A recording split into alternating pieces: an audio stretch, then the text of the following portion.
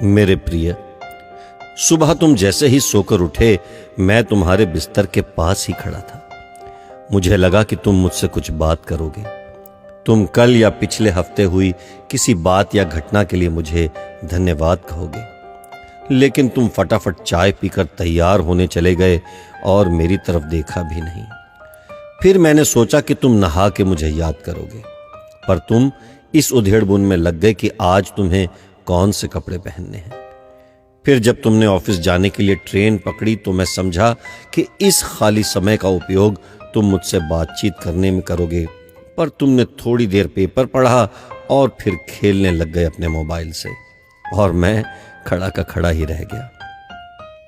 मैं तुम्हें बताना चाहता था कि दिन का कुछ हिस्सा मेरे साथ बिताकर तो देखो, तुम्हारे काम और भी अच्छी तरह से होने लगेंगे, लेकिन तुमने मुझसे बात ही नहीं की।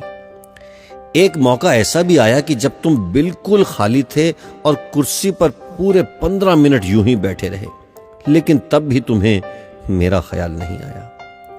दोपहर के खाने के वक्त जब तुम इधर उधर देख रहे थे तो भी मुझे लगा कि खाना खाने से पहले तुम एक पल के लिए मेरे बारे में सोचोगे, लेकिन यह भी नहीं हुआ। दिन का भी काफी समय बचा था।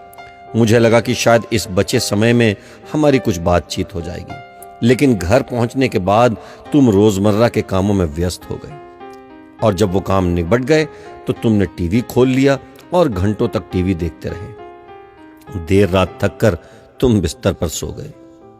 मेरा बड़ा मन था कि मैं भी तुम्हारी दिनचर्या का हिस्सा बनूं, कुछ वक्त तुम्हारे साथ बिताऊं, तुम्हारी कुछ सुनूं, तुम्हें कुछ सुनाऊं, कुछ मार्गदर्शन करूं तुम्हारा, ताकि तुम्हें समझ आए कि तुम किस लिए इस धरती पर आए हो और किन कामों में उलझ गए हो।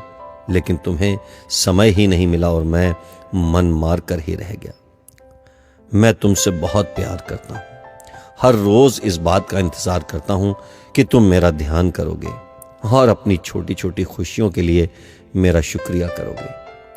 पर तुम तभी आते हो जब तुम्हें कुछ चाहिए होता है। तुम जल्दी में आते हो और अपनी मांगे मेरे आगे रखकर चले जाते हो। और मजे की बात तो यह है कि इस प्रक्रिया में तुम मेरी तरफ देखते भी नहीं। खैर, कोई बात नहीं, हो सकता है कल तुम्हें मेरी याद आ जाए। ऐसा मुझे विश्वास है और मुझे तुमसे प्यार है। आखिरकार मेरा दूसरा नाम प्यार ही तो है। तुम्हारा यीशु मसीह।